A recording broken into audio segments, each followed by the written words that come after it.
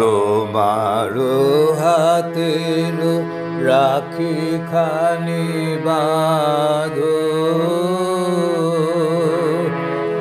আমার দক্ষিণ হাতে, তোমার হাতের রাখি খানি বাঁধো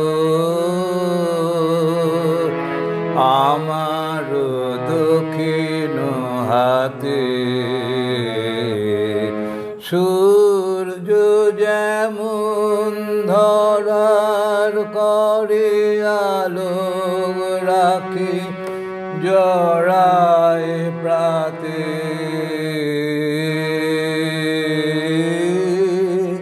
তোমার হাতের রাখি খানি বাঁধো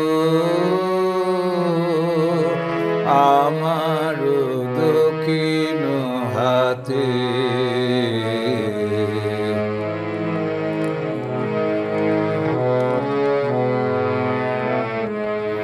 তোমার আশিস আমার কাছে সফল হবে বিশ্ব মাঝে, তোমার আশিস আমার কাজে সফল হবে বিশ্ব মাঝে। জ্বলবে তোমার দীপ্ত শিখায় আমার সকল বেদনাতে,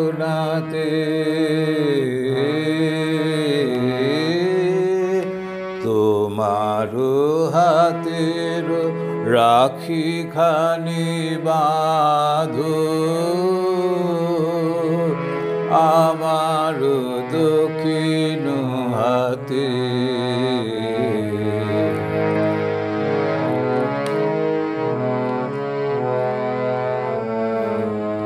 কর্ম করি জিহাদ লয়ে কর্ম বাঁধন তারে বাঁধে, ফলের আশা শিকল হয়ে জড়িয়ে ধরে জটিল ফাঁদে। কর্ম করি জিহাদ লয়ে কর্ম বাঁধন তারে বাঁধে, ফলের আশা শিকল হয়ে জড়িয়ে ধরে জটিল ফাঁদে।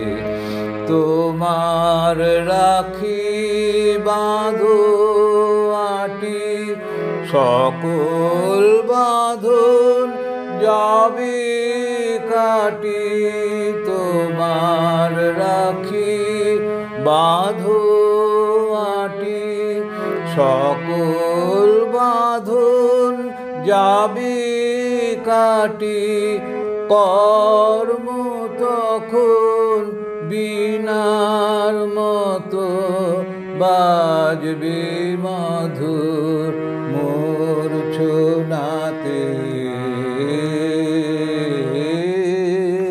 তোমার হাতের রাখি খানি বাঁধো আমার দক্ষিণ হাতে।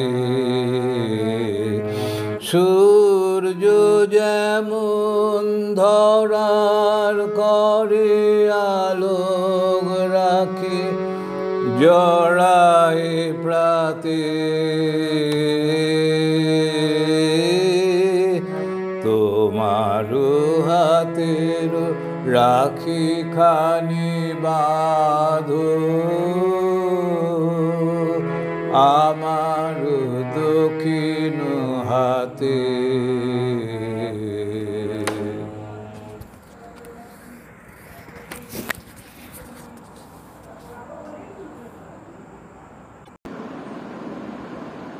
ঋষরাজ শ্রী অরবিন্দ পাঠচক্র পরিচালিত আজকের ক্লাস শ্রী অরবিন্দের যোগে সাধনা।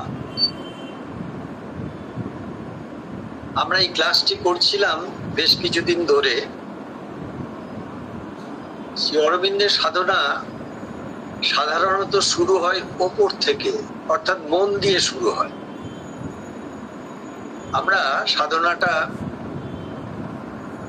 নিচে থেকে একেবারে ফিজিক্যাল এবং শারীরিক অবস্থান থেকে শুরু করেছিলাম এবং সেখানে দুটো ক্লাস করেছিলাম, ফিজিক্যাল বা শারীরিক সাধনা কিভাবে করতে হয় তার বিষয় নিয়ে। আগের ক্লাসটি আমরা করেছিলাম প্রাণ প্রকৃতি নিয়ে, অর্থাৎ ট্রান্সফরমেশন অফ দ্য ভাইটাল, প্রাণের রূপান্তর নিয়ে আমরা আলোচনা করেছিলাম। আজকেও আমরা এই ট্রান্সফরমেশন অফ ভাইটাল, প্রাণের রূপান্তর নিয়ে আসছি। কিন্তু প্রথমে আমাদের এটা জেনে রাখা দরকার যে আমরা সাধারণত আমাদের সত্তার শরীর এবং মন এই দুটি বিষয়ে আমরা জানি। প্রাণ প্রকৃতি বা ভাইটাল নিয়ে সাধারণত খুব একটা বেশি আমাদের সচেতন বোধ থাকে না, কারণ মন আর প্রাণ, তারপর শরীর, এই যে মন আর শরীরের মাঝখানে যে প্রাণ প্রকৃতি ঢুকে রয়েছে, এই প্রাণের সমস্ত ক্রিয়া প্রতিক্রিয়াকে আমরা মন বলেই বুঝি। কিন্তু সাধনায় পথ চলতে চলতে এইগুলো সব ডিস্টিংক্টলি আলাদা হয়ে যায়। মনকে মনের মতো বোঝা যায়, প্রাণকে প্রাণের মতো বোঝা যায়, শরীরকে শরীরের মতো বোঝা যায়। শ্রী অরবিন্দ এই প্রাণময় প্রকৃতি সম্পর্কে একবারে পরিচ্ছন্ন, পরিষ্কার, সুস্পষ্ট ভাবে যেটা বলেছেন এই মাদার গ্রন্থে, তার বাংলা অনুবাদ করেছেন নলিনীকান্ত গুপ্ত। আমি বাংলাটাই পড়ে একটু শোনাচ্ছি, তাহলে পরিষ্কার হবে যে প্রাণ প্রকৃতি বলতে কি বোঝায়। শ্রী অরবিন্দ বলছেন, প্রাণময় প্রকৃতির বাসনা, দাবি, ক্ষুধা, অনুভব, আবেগ, স্বার্থপরতা, অহংকার, আত্মম্ভরিতা, কাম, লোভ, ঈর্ষা, অসূয়া, এইগুলো হচ্ছে প্রাণ প্রকৃতির বিষয়। কিন্তু এগুলোকে আমরা সাধারণভাবে মনের বিষয় বলে মনে করি, তা নয়। কিন্তু সুতরাং আমাদের সত্তার মধ্যে যখন এই সবগুলো উঠে আসে, তখন জেনে রাখতে হবে সেগুলো ভাইটাল থেকে বা প্রাণ প্রকৃতি থেকে উঠে এসেছে। কেন আমরা জানবো এগুলো? তার কারণ হচ্ছে, যথেষ্ট পরিমাণে আমাদের মধ্যে সচেতন বোধ এবং জ্ঞান না থাকলে সেই বিষয়ে সাধনা করা আমাদের পক্ষে অসুবিধে হয়ে যায়। আজকে আমরা এই প্রাণ প্রকৃতির বিষয় যে আলোচনা করব, তাতে আমরা দেখব সাধারণভাবে যে প্রাণকে আমরা বুঝতে পারছি না, যখনই কেউ যোগ সাধনায়, বিশেষত শ্রী অরবিন্দের এই যে পূর্ণযোগ সাধনায় যখনই কেউ প্রবেশ করেন বা এগিয়ে যেতে থাকেন, তখন এই যে যোগ শক্তি ঢুকে প্রাণের মধ্যে বিভিন্ন রকমের প্রভাব তৈরি করে এবং সেখানে বিশেষ করে দ্রুত গতিধারাকে একবারে পরিষ্কার ভাবে বোঝা যায়। এর জন্য কিন্তু খুব বেশি একবারে কেউ যদি বলেন প্রচন্ড কঠোর তপশ্চর্যা করে বুঝতে হবে না। যখন কেউ শ্রী অরবিন্দ মায়ের কাছে নিজেকে নিবেদন করে চলতে শুরু করেন, তখনই এইসব প্রকৃতির মধ্যেকার সমস্ত বিষয়গুলি আমাদের কাছে পরিস্ফুট হয়ে যায়। শ্রী অরবিন্দ একটা দীর্ঘ চিঠিতে, আমি খুব ধীরে ধীরে পড়ব এবং মনোযোগ সহকারে শুনবো আমরা, এত সুন্দর এবং বিস্তৃত এবং ছবির মতো লিখেছেন, তাতে আমাদের কাছে পরিষ্কার হয়ে যাবে প্রাণের সাধনাটা কিরম ভাবে হবে। সাধারণত আমরা প্রাণ বলতে যা বুঝি সেটা আমরা প্রাণ বায়ুকে বুঝি। প্রাণ বায়ু ছাড়াও প্রাণ প্রকৃতির মধ্যে যে কত স্তর রয়েছে সেগুলো আমাদের জানা নেই। এই দেখুন, আমরা যে রাত্রিরে ঘুমিয়ে পড়ি এবং সকালে যে আমরা ঘুম থেকে উঠি, আমরা কি জানি যে আমাদের এই ঘুম থেকে ওঠাটা কিন্তু এই ভাইটালের জন্য? ভাইটাল ভেতর থেকে পুশ করে, প্রাণ প্রকৃতি আমাদেরকে ভেতর থেকে একটা সারা জায়গায় বলেই আমাদের ঘুম থেকে উঠা, চোখ খোলা, তন্দ্রাচ্ছন্ন ভাবটা আস্তে আস্তে কাটানো। এর আবার বিপরীতে একটা বিষয় আমাদের জানা দরকার। সাধারণত কোনো মানুষ যখন খুব অসুস্থ হয়ে পড়ে এবং অসুস্থতার একবারে বিপজ্জনক অবস্থায় পৌঁছে যান, তখন দেখবেন চিকিৎসকরা বলেন যে উনি কোমায় চলে গেছে।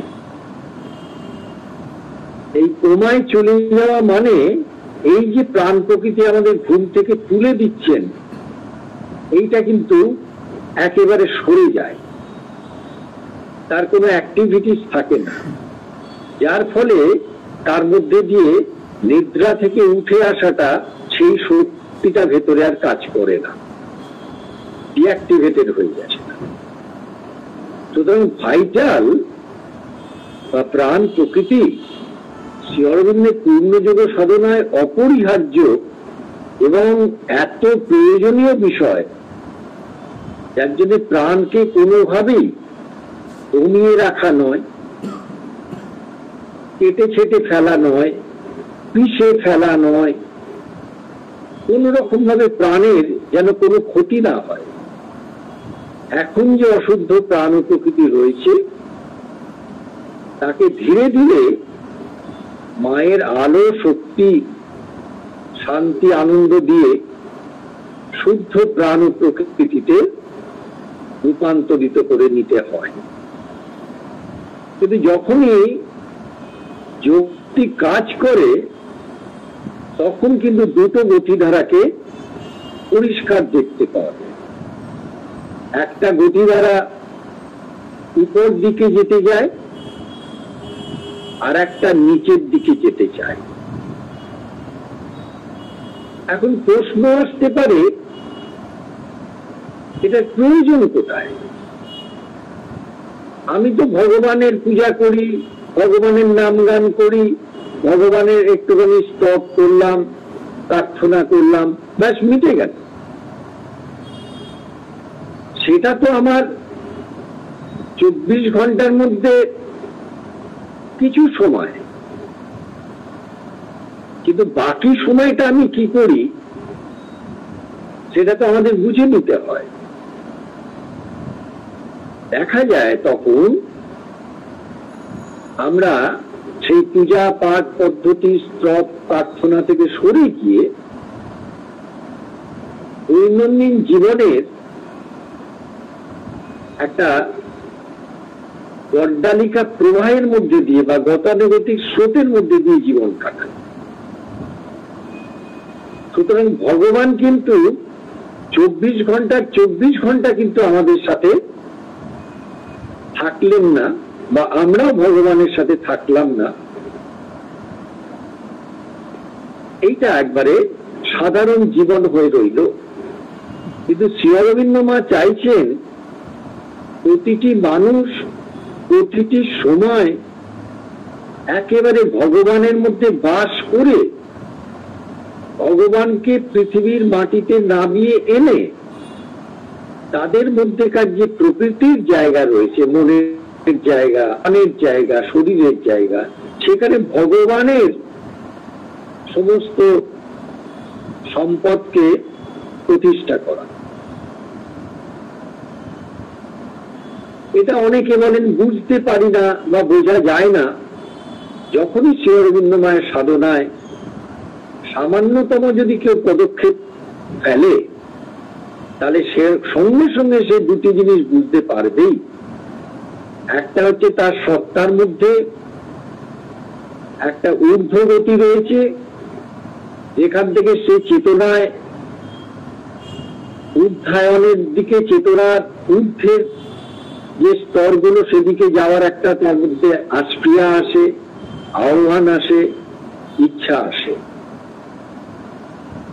এবং সাথে সাথে আর একটা যে খুলে যায়, সেটা হচ্ছে তার মধ্যেকার যে প্রকৃতির দিক, সেই প্রকৃতির দিক যেটা এতদিন একটা জড়াপুটুলি করেছিল, মন প্রাণ শরীরকে নিয়ে একটা মোটামুটি ব্যক্তিত্বের মধ্যে মনে হচ্ছিল একই জিনিস, সেগুলো সব আলাদা হয়ে মনের মধ্যে কি চিন্তা ভাবনা চলছে, প্রাণের মধ্যে কি বাসনা কামনা চলছে, শরীরের মধ্যে কি অভ্যাস চলছে, এগুলোকে সব আলাদা আলাদা করে বোঝা যায়। শ্রী অরবিন্দ এই চিঠিটি যেটা লিখেছে, অপূর্ব এক চিঠি, একটু দীর্ঘ চিঠি, আমি ধীরে ধীরে পড়ছি। বলছেন, there are two movements for this connection to be establish. এই কানেকশন মানেই কিন্তু যোগ। কানেকশন বাংলা হচ্ছে সংযোগ বা যোগ। কানেকশন কার সাথে? না ভগবানের সাথে। তাহলে দুটি গতিধারা আছে, দুটো, দেয়ার আর টু মুভমেন্টস, দুটো গতিধারা আছে যোগকে প্রতিষ্ঠিত করার জন্য। ওয়ান ইজ আপওয়ার্ড, একটা ঊর্ধ্বগতি বা উপরের দিকে। The vital rises to join with the higher consciousness, যেখানে প্রাণ প্রকৃতি সে ঊর্ধ্বে উঠে যায় উচ্চ চেতনাতে যুক্ত হওয়ার জন্য। এই উচ্চ চেতনা কোথায় আছে? না আমাদের মাথার উপরে আছে। অধ্যাত্মের সমস্ত স্তর আমাদের মাথার উপরে আছে। তাহলে প্রাণ প্রকৃতি ওই যোগশক্তির প্রভাবে ঊর্ধ্বের দিকে উঠে যায় ঊর্ধ্ব চেতনায় যুক্ত হওয়ার জন্য। and steeps itself in a light, এবং স্টিপস মানে খাড়া হয়ে উঠে যায়। যেমন ধরুন পাহাড়ের উপর একবারে খাড়াই একটা অঞ্চল রয়েছে, সেখান থেকে ওই যেমন যারা অভিযান করেন, পর্বত অভিযান করেন, তারা ধরে ধরে উঠেন, সেই রকম ভাবে প্রাণ প্রকৃতি কোথায় থেকে উঠে যায়? খাড়া হয়ে, না আলোর দিকে। কারণ মাথার উপরে অধ্যাত্মের আলো রয়েছে।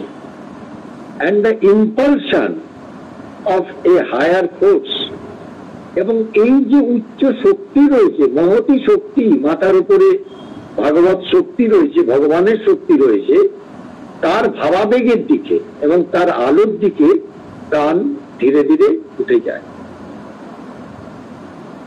এইটা কিন্তু একটা গতিধারার কথা বললেন। The other is downward, অন্যটা হলো নিচের দিকে। The vital remains silent, tranquilized, pure. এই যে নিচের দিকে প্রাণ যখন নামতে শুরু করে যোগশক্তির প্রভাবে, সেই প্রাণ প্রকৃতি কিন্তু সাধারণ প্রাণ প্রকৃতি নয়। যে প্রাণ প্রকৃতি চঞ্চল, ছটফট করছে, যে সবসময় বাসনা কামনা নিয়ে সবসময় অস্থির হয়ে রয়েছে, সেই না।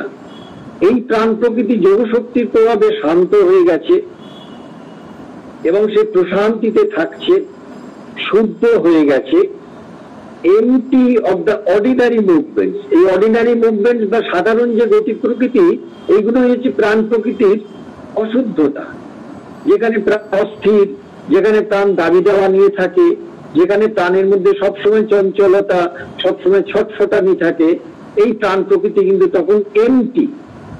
ওই যে সাধারণ যে গতিধারা, তার থেকে সে শূন্য হয়ে গেছে, সেগুলো আর তার মধ্যে নেই। তারপরে কথাটা বলছেন ওয়েটিং। এবার সে অপেক্ষা করছে। কিসের জন্য অপেক্ষা করছে? till the dynamic power from above descends into it. যতক্ষণ না একটা গতিশীল ধারা উপর থেকে, উপরের চেতনা থেকে তার মধ্যে নেমে আসছে, ততক্ষণ সে ওয়েট করছে, অপেক্ষা করছে। চেঞ্জেস ইট, কারণ সেই শক্তি বা সেই যোগ শক্তি, সেইটাই কিন্তু প্রাণকে পাল্টে দিচ্ছে বা পাল্টাচ্ছে। ট্রু সেলফ, এখন যে প্রাণ প্রকৃতি সাধারণভাবে রয়েছে, এটা কিন্তু একটা অশুদ্ধ প্রাণ প্রকৃতি, এটা কিন্তু ট্রু সেলফ নয়, তার সত্য সত্তায় নেই, সে মিথ্যে সত্তায় রয়েছে। এইবার প্রাণ প্রকৃতি পাল্টাতে গিয়ে সে ট্রু সেলফের মধ্যে তার যে প্রকৃত সত্তা ভেতরে রয়েছে, সেইখানে সে পৌঁছে যাচ্ছে, and informs its movements with knowledge as well as power. এবং যত সে ওই গতিধারার মধ্যে যাচ্ছে, তত তার মধ্যে জ্ঞান এবং শক্তি যথার্থভাবে কাজ করছে। তাহলে একটা বললেন কি, ওয়ান ইজ আপওয়ার্ড, যেটা ঊর্ধ্বগতি, এটাকে বলা হয় ইভলিউশন অফ দ্য সাধনা, সাধনার ঊর্ধ্বগতি। আর একটা হচ্ছে বললেন দ্য আদার ইজ ডাউনওয়ার্ড, আর একটা হচ্ছে নিম্নের দিকে গতি। কারণ শ্রী অরবিন্দের সাধনায় শুধু ঊর্ধ্বের গতির মধ্যে দিয়ে গিয়ে ঊর্ধ্ব চেতনার সাথে গিয়ে ভগবানের সাথে বিলীন হয়ে যাওয়া, মিলনের মধ্যে দিয়ে, সেটা নয়। সেটা শ্রী অরবিন্দের সাধনায় আছে, কিন্তু সেটা প্রাথমিক বিষয়। তারপরের কাজটা হচ্ছে সেই ভগবানের মিলনের মধ্যে দিয়ে ভগবানের সমস্ত সম্পদ নিয়ে এই প্রকৃতির মধ্যে নেমে আসা, যাতে মানব প্রকৃতি সেখান থেকে রূপান্তরিত হয়ে যেতে পারে। তার যে অশুদ্ধতা, তার যে অজ্ঞানতা, তার যে অন্ধকার অবস্থা, সেখান থেকে যাতে সে মুক্ত হয়ে রূপান্তরিত হবে। তাহলে উপর দিকে যাওয়াটা হচ্ছে ইভলিউশন, আর নিচের দিকে নেমে যাওয়াটা হচ্ছে ইনভলিউশন। একটা ঊর্ধ্বের গতি, একটা নিম্নের গতি, এই দুটো গতি সাইমালটেনিয়াসলি শ্রী অরবিন্দের সাধনায় কাজ করে। যতটা চেতনায় উপরে ওঠা যায়, সেই চেতনার সম্পদ নিয়ে আবার প্রকৃতির মধ্যে নামতে হয়। এই যে দুইটি গতিধারা, ঊর্ধ্বের গতি এবং নিম্নের দিকে নেমে আসা গতি, এই দুইটি গতিধারা নিয়ে শ্রী অরবিন্দের যোগ সাধনা চলে। তারপর তিনি বলছেন, দ্যাট ইজ ওয়াই দ্য সাধক feels sometimes that he is rising up into a happier and nobler consciousness, entering into a brighter domain and purer existence.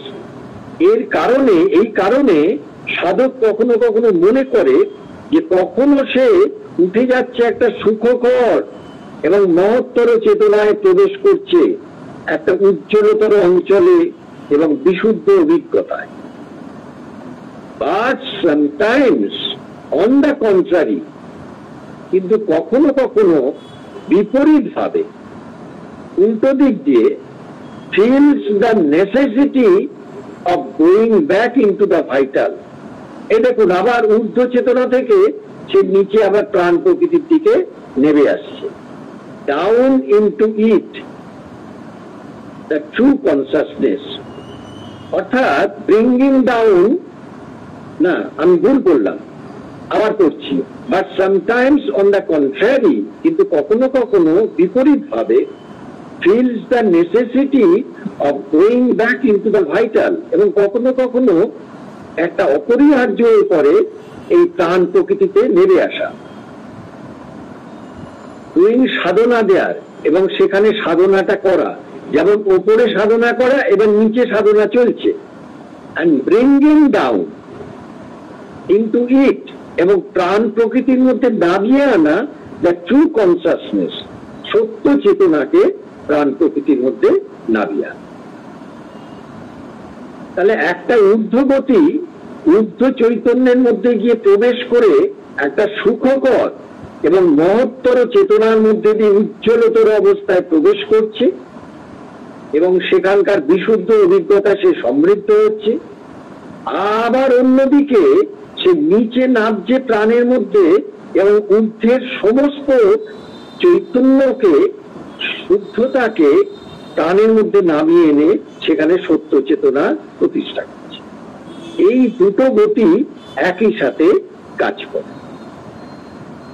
There is no real contradiction between these two movements. এই দুই গতিধারার মধ্যে কোনো দ্বন্দ্ব নেই। এইটা যখন হয় তখন সাধক বা সাধিকা অনেক সময় পাজল হয়ে যায়, বলে আরে আমি তো কি সুন্দর একটা ঊর্ধ্ব চেতনার মধ্যে, একটা বিশুদ্ধ অবস্থার মধ্যে, একটা সুখকর অবস্থার মধ্যে, একটা মহত্তর চেতনা, একটা উজ্জ্বলতর অবস্থায় ছিলাম, এবং সেখান থেকে কত অভিজ্ঞতা হচ্ছিল, অনুভূতি হচ্ছিল, আমার উপলব্ধি হচ্ছিল। এই আমি আবার নিচে কেন পড়ে রেখেলাম? না, পড়ে যায়নি। এইটা শ্রী অরবিন্দের যোগ সাধনার মধ্যে একটা স্বাভাবিক ক্রিয়া। ঊর্ধ্বের চৈতন্যের সম্পর্কে তার যে উপলব্ধি হলো, সেই উপলব্ধি নিয়ে নিম্নের প্রকৃতির মধ্যে আসে, এটা চলতে থাকবে। তারপর শ্রী অরবিন্দ বলছেন, they are complementary and necessary to each other. এই যে ঊর্ধ্বের গতি এবং নিম্নের গতি, এটা কিন্তু দুটোর পরিপূরক। দুজনেই কিন্তু, দুটো অবস্থায় কিন্তু সাধনার পরিপূরক। ঊর্ধ্বের গতি এবং নিম্নে নেমে আসা, এই দুটোই কিন্তু কমপ্লিমেন্টারি, পরিপূরক, এবং দুটোই উভয়ের জন্য অপরিহার্য। উপরেরটা না হলে নিচেরটা হবে না, নিচেরটা না হলে উপরেরটা হবে না। যার জন্য শ্রী অরবিন্দ একটা চিঠিতে ছোট করে লিখলেন, each falls has a greater right. এই যে তুমি নিচে নামছো, এরপর কিন্তু যতটা নামবে তার থেকে, যতটা উঠেছিলে তার থেকে বেশি আবার উঠে যাবে। আবার বাংলা চিঠিতে বলছেন, যদি নেমেই যাও তাহলে সাধনায় কিন্তু নামাটা আছে। তখন মায়ের চেতনাকে নিয়ে নিচে নামো, এইটা হচ্ছে সাধনার বিষয়।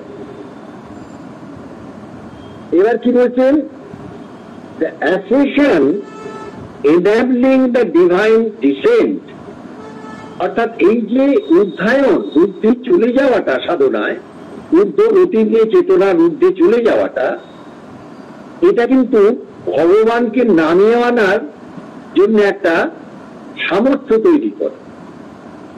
আবার তার সাথে সাথে বলছেন, the descent fulfilling that for which the ascension aspire, অর্থাৎ নিম্ন থেকে ঊর্ধ্বের চেতনায় যাওয়ার জন্য যে আস্প্রিয়াটা, সেই আস্প্রিয়াটা আবার এই নিম্নে গতি আসার জন্য সেখানে কি পূর্ণতা পায়।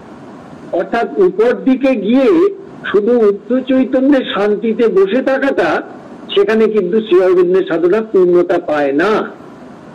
শ্রী অরবিন্দের যোগের সাধনা পূর্ণতা পায় যখনই উপরের চৈতন্যের সমস্ত সম্পদকে নিচের প্রকৃতির মধ্যে দাবিয়ে আনা হয়, তখনই সেটা কিন্তু পূর্ণতা পায়, and which it makes inevitable। এবং এটা কিন্তু শ্রী অরবিন্দের সাধনায় অবশ্যম্ভাবী। সুতরাং আমরা কেউ যদি মনে করি যে আমি বেশ কিছুদিন খুব সুন্দর অবস্থায় ছিলাম, হ্যাপিয়ার এবং নোবলার কনসাসনেসের মধ্যে ছিলাম, সুখকর অবস্থার মধ্যে ছিলাম, একটা মহতী চেতনার মধ্যে ছিলাম, আনন্দের মধ্যে ছিলাম, আমার হঠাৎ কেন এরকম অবস্থা হলো না।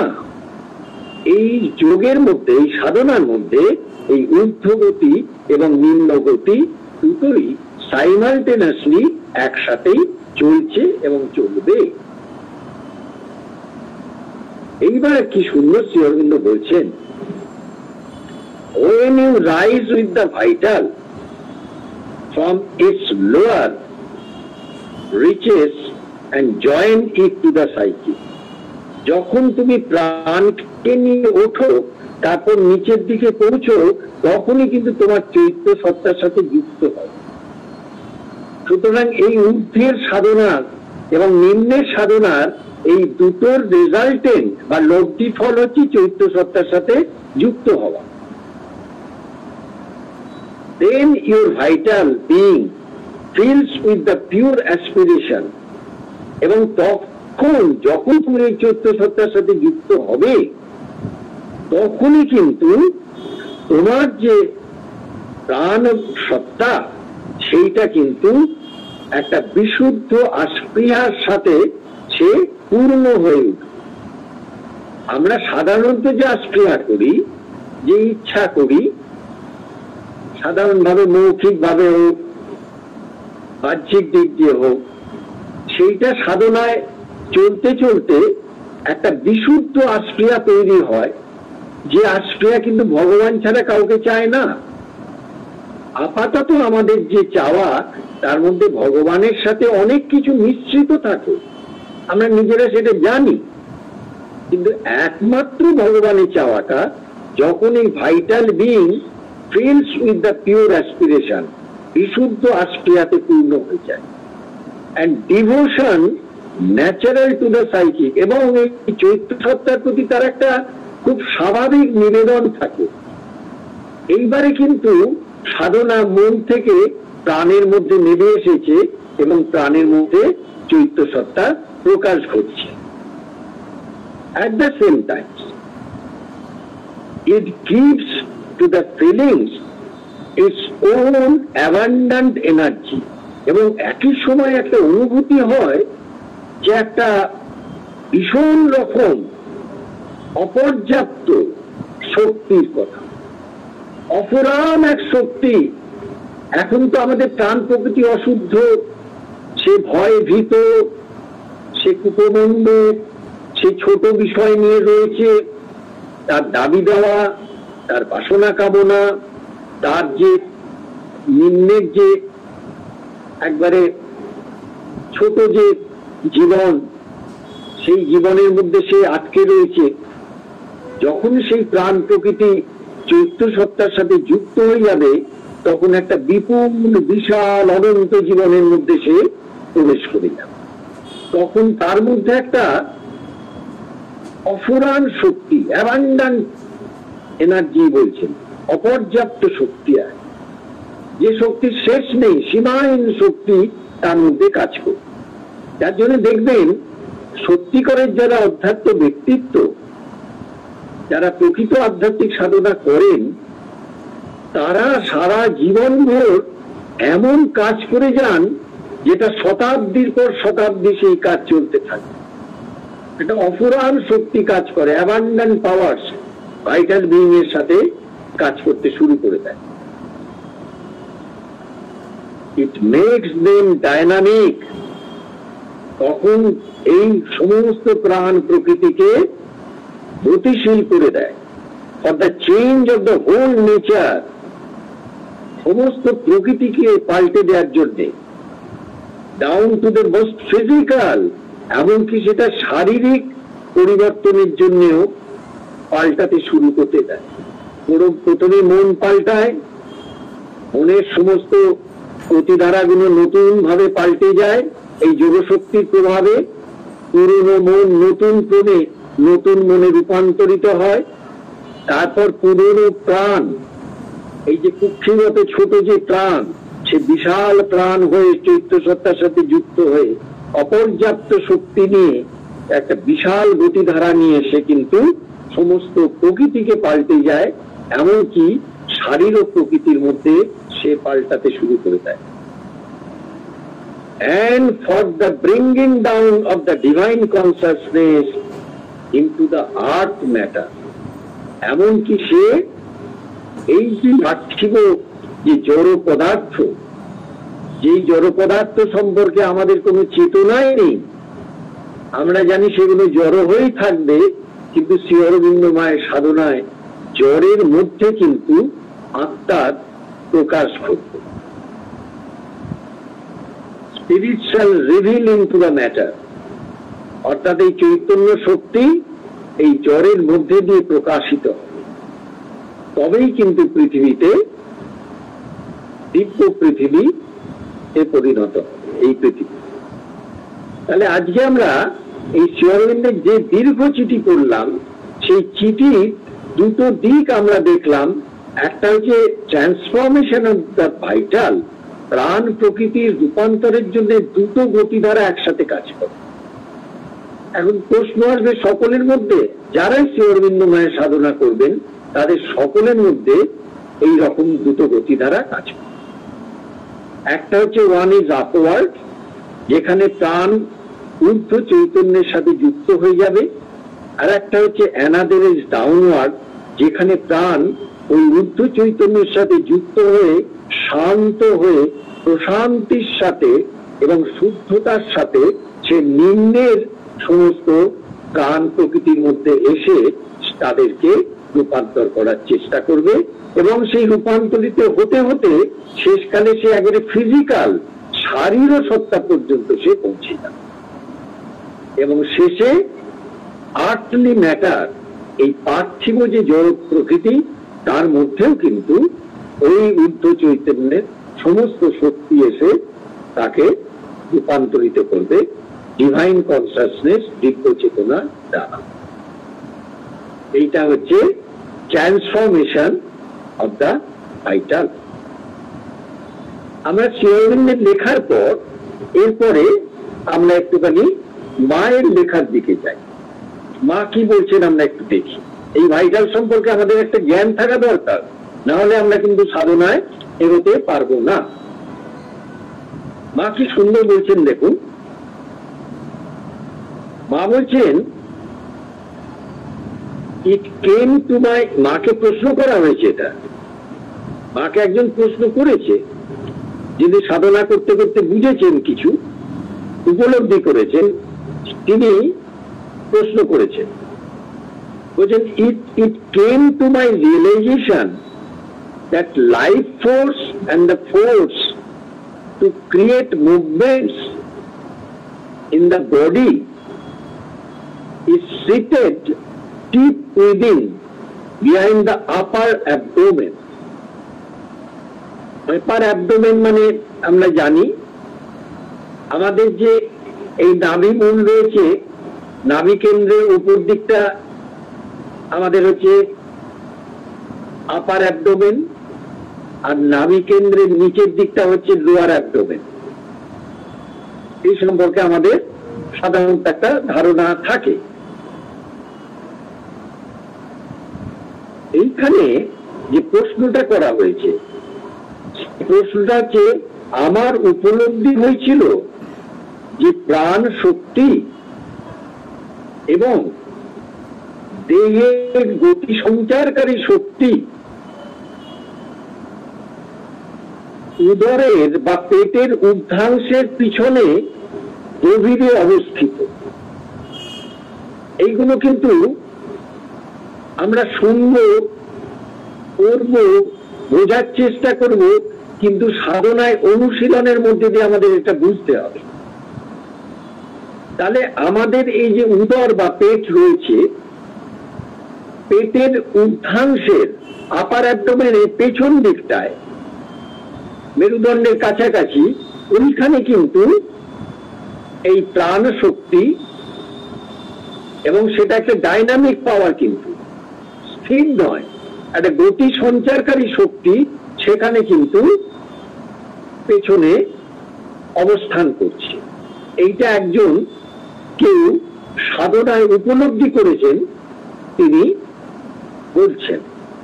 আবার আমি প্রশ্নটা করি, ইট কেম টু মাই রিয়েলাইজেশন, এটা আমার উপলব্ধিতে আসলো বা এলো, দ্যাট লাইফ ফোর্স,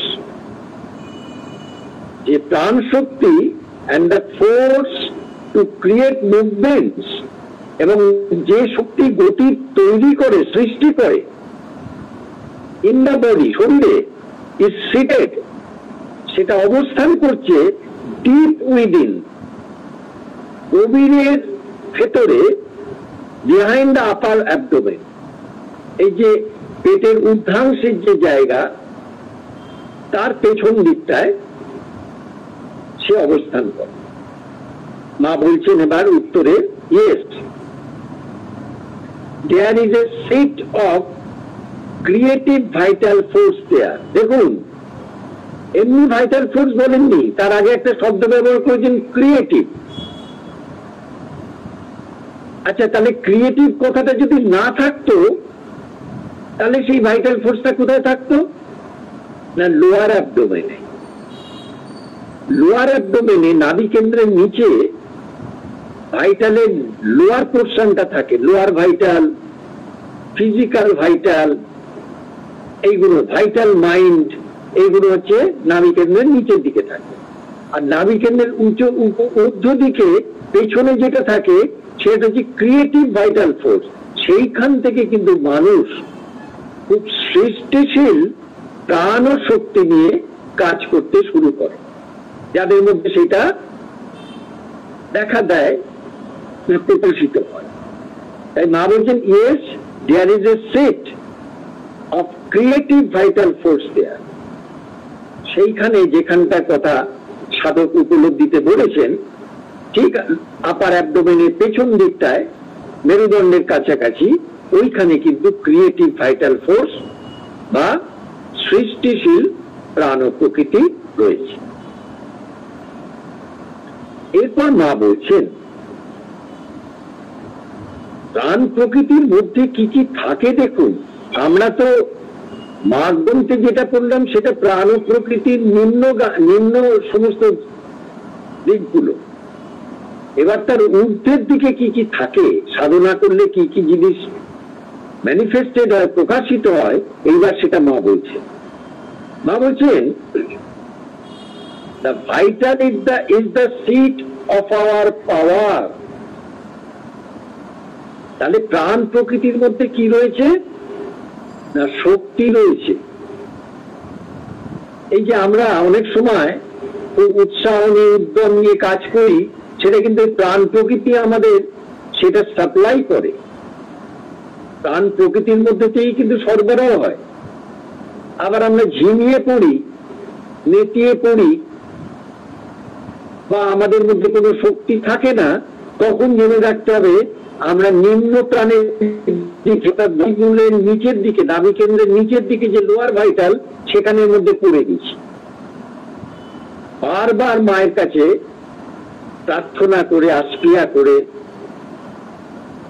নিবেদন করে এই ঊর্ধ্বের গতির দিকে যাওয়ার চেষ্টা করতে হয় সাধনায়। তা কি বলছেন? The vital is the seat of our power, energy, enthusiasm, effective dynamism. অর্থাৎ এই আমাদের মধ্যে যে শক্তি, তেজ, উত্তম কার্যকারী গতিশীলতা, এফেক্টিভ ডাইনামিজম, কার্যকারী যে গতিশীলতা, যেটা প্রয়োজন আছে, যেটা অর্থপূর্ণ গতিশীলতা, আজে বাজে নয়, এদিক ওদিক ঘোরাফেরা নয়, সত্যিকারের যে গতিশীলতা একটা এফেক্টিভ হয়ে ওঠে, কার্যকরী হয়ে ওঠে, এইগুলো কিন্তু প্রাণে অবস্থান করে। It needs a systematic education. কিন্তু এগুলো বোঝার জন্যে মা বলছেন, একটা নিয়মানুগ শিক্ষা লাভের প্রয়োজন, সিস্টেমেটিক এডুকেশন, একটা নিয়মের সাথে একটা শিক্ষা লাভের প্রয়োজন প্রতিদিনের জীবনে। তবেই কিন্তু এই ভাইটালের এই যে জায়গাটা বলছেন, যেখানে পাওয়ার, এনার্জি, এনথুসিয়াজম, এফেক্টিভ ডাইনামিজম কাজ করে, যেখানে শক্তি, তেজ, উদ্যম, কার্যকরী গতিশীলতা কাজ করে। এবারে প্রাণের যে কেন্দ্র, সেই কেন্দ্রে কি থাকে এটা আমাদের সকলের মধ্যে আছে। কিন্তু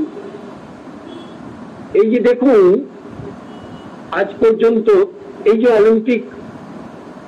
অলিম্পিকের বিভিন্ন ইভেন্ট চলছে এবং সেখানে গোল্ড, সিলভার, ব্রোঞ্জ নিয়ে একটা ভীষণ প্রতিযোগিতা, ভীষণ রকম একটা মানুষের মধ্যে দিয়ে গতিধারা কাজ করছে। এর পেছনে কিন্তু আর সমস্ত কিছুর সাথে মূল কিন্তু ভাইটাল ফোর্স যদি না থাকে, তাহলে কিন্তু কোন রকম ভাবেই এইরকম সৃষ্টিশীলতার সাথে, এইরকম উদ্যমের সাথে, উৎসাহের সাথে, গতিশীলতার সাথে কোন রকম কোনো কাজ করা যাবে না। সেই ভাইটালের সেন্টার যেটা, তার মধ্যে যেটা থাকে সেটা কি? দ্য প্যাশনেট অ্যান্ড স্ট্রং, একটা ভীষণ রকম আবেগপূর্ণ এবং জোরালো একটা অবস্থান থাকে। প্রচন্ড আবেগ এবং জোরালো, স্ট্রং, খুব শক্তিশালী। সেটা একবার যদি সেই কেউ প্রাণ দিয়ে একবার ঠিক করে নেয় আমি এটা করব, তাকে কেউ আটকে রাখতে পারে। কিন্তু তারপরে মা কি বলছেন? ইট আস্ক ফর কন্ট্রোল, তাকে নিয়ন্ত্রণের প্রয়োজন। কারণ একবার যদি কেউ অশুভ শক্তির দ্বারা পরিচালিত হয়ে মনে করে যে আমি এই নোংরা কাজটি করবই, তখনও কিন্তু এই প্যাশনেট এবং স্ট্রং, এই আবেগপূর্ণ এবং ভীষণ শক্তিশালী যে ধারা, সেটা কাজ করবে। সেটা কিন্তু পতনের দিকে, নিচতার দিকে, নিম্নগামিতার দিকে। আবার এই প্রাণ প্রকৃতিকে কেউ যদি উদ্ধায়নের দিকে নিয়ে চলে যেতে চায় সাধনায়, তাহলে কিন্তু এই প্যাশনেট এবং এই যে স্ট্রং যে তার জায়গা, সেইটা কিন্তু তখন তাকে নিয়ন্ত্রণ করে ঊর্ধ্বের দিকে নিয়ে যেতে হবে। বা বলছেন, it is the vital that gives enthusiasm, প্রাণী উৎসাহ দেয়। But the vital by nature is unsteady এবং always wants new things. কিন্তু প্রাণ সাধারণত অস্থির প্রকৃতির এবং সর্বদা নতুন নতুন জিনিস চায়। যার জন্য দেখবেন খুব চঞ্চল, অস্থির যারা, তারা কিন্তু এক জায়গায় বসে থাকতে পারে না, সবসময় কিছু না কিছু চায়। একটা জিনিস পেল, এটা বাচ্চাদের ক্ষেত্রে দেখা যায়। অনেক বেশি যদি অল্প সময় যদি প্রচুর খেলনা দেওয়া হয়, এই খেলনাটাকে দেখে সেটাকে ভেঙে ফেলে আর একটা খেলনা চায়, সেটাকে ভেঙে আর একটা খেলনা চায়। এটা কিন্তু বয়স্ক মানুষের মধ্যেও থাকে। সে কিছুতেই স্থির হয়ে বসতে পারে না, কারণ তার ওই পেছন থেকে লোয়ার ভাইটাল ফোর্স তাকে সবসময় পুশ করে বাইরের দিকে ঠেলার জন্য। Unless it is converted and becomes a docile servant of the divine, things are always fluctuating. প্রাণ যদি না রূপান্তরিত হয় ভগবানের অনুগত সেবক হয়ে, তাহলে কিন্তু সবসময় সব জিনিস এসে অস্থিরতা বোধ করবে এবং অস্থিরতাতে থাকবে। তাই প্রাণকে নিয়ন্ত্রণ করতে হয়। এটা একটা পাগলা ঘোড়ার মতো, এর এত শক্তি, এ যদি জেগে ওঠে এ তছনছ করে দিতে পারে। এই সাম্প্রতিক কালে যে বাংলাদেশে ঘটনা ঘটলো, এই সমস্ত এইসব lower vital force, anti divine ফোর্সেসের কাজ। বাইরে থেকে যার যে কোনো রূপ দেখা যাক না কেন, সেইগুলো কিন্তু এইভাবে কাজ করিয়ে নিয়ে চলে যায়। এবার কি বলছেন, power of vital expression is useful only when the vital is converted. অর্থাৎ প্রাণ যখন রূপান্তরিত হয়ে যায়, কনভার্টেড হয়, সে পুরনো সেই কুক্ষিগত নিম্ন প্রাণ দ্বারা আচ্ছাদিত থেকে সে যখন ঊর্ধ্বের সত্যময় প্রাণ ও প্রকৃতিতে রূপান্তরিত হয়, তখন কিন্তু তার কি বলছেন, পাওয়ার অফ এক্সপ্রেশন, তার প্রকাশের শক্তি তখন খুব কার্যকরী হয়ে ওঠে, সমস্ত মানুষের মঙ্গলের জন্য তখন সে কাজ করে। তারপর বলছেন, the day the vital will be converted, it will have much to give. অর্থাৎ প্রাণ যেদিন রূপান্তরিত হবে সেদিন তার অনেক কিছু দেবার থাকবে, যার জন্য সাধনায় প্রথম দিকে মায়ের কাছে চাইতে চাইতে অনেক কিছু চাওয়া হয়, কিন্তু একটা সময় মনে হয় আর বোধহয় চাওয়া উচিত না। তাই তখন ভেতর থেকে এক সাড়া আসে, দেবার পালা শুরু হয়। তোমার দ্বারে কেন আসি ভুলেই যে যায়, দিনের শেষে ঘরে এসে লজ্জা যে পায়। তাহলে এত চাইতে চাইতে চাইতে চাইতে লজ্জা, তখন সাধনায় এই প্রাণ লজ্জিত হয়ে ঊর্ধ্ব প্রাণের সাথে যুক্ত হয়ে তখন সে শুধু দিতে চায়।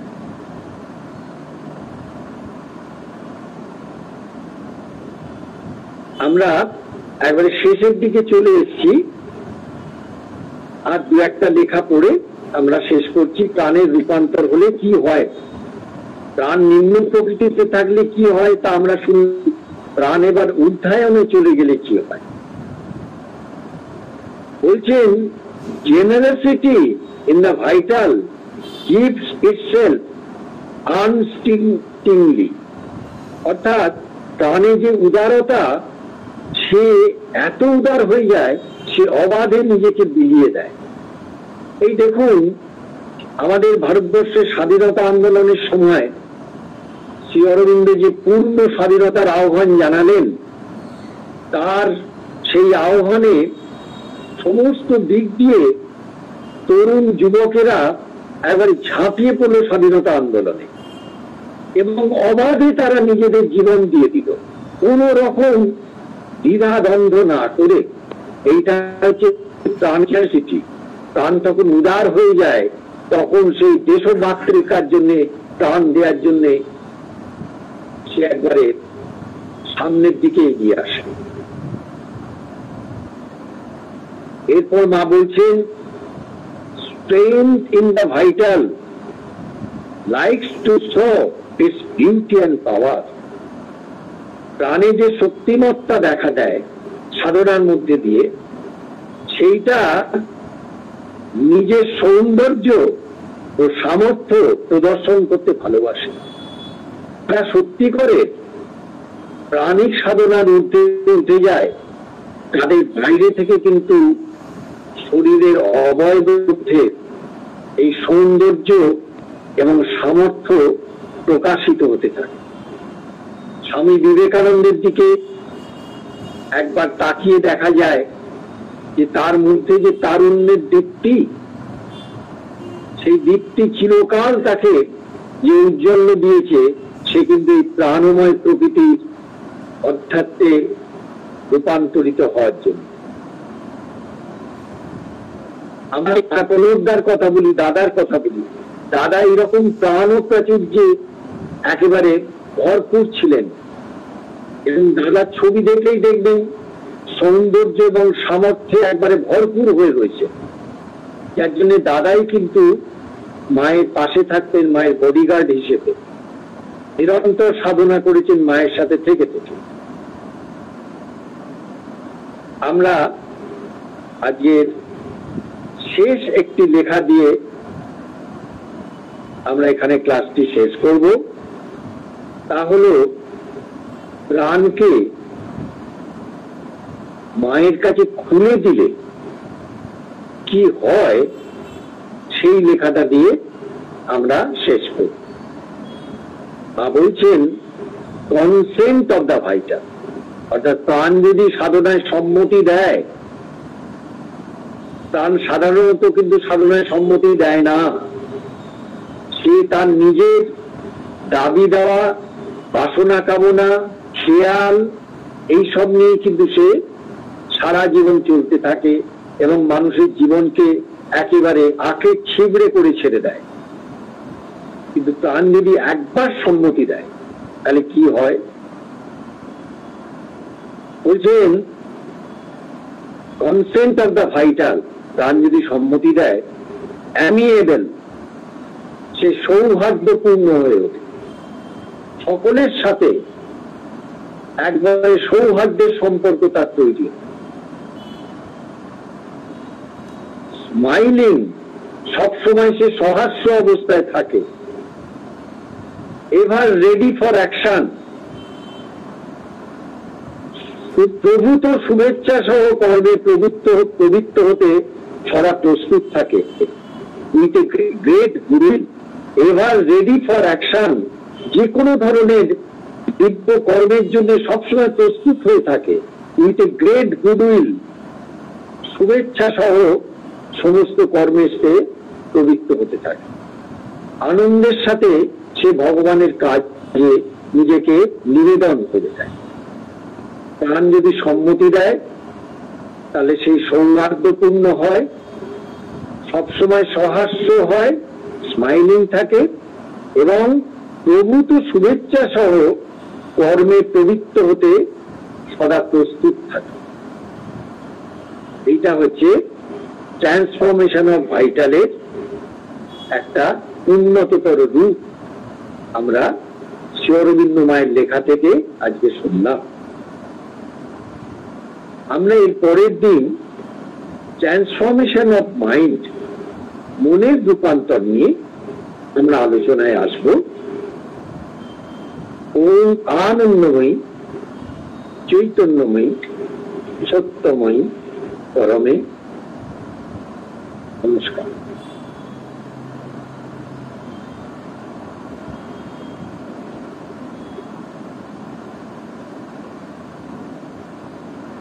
তাহলে সমাধি আমরা এখানে শেষ করতে পারি? হ্যাঁ হ্যাঁ, সর্বদা। তাহলে সামনের মাসে আবার নিতে হবে সবাই। হ্যাঁ বলুন। দেখা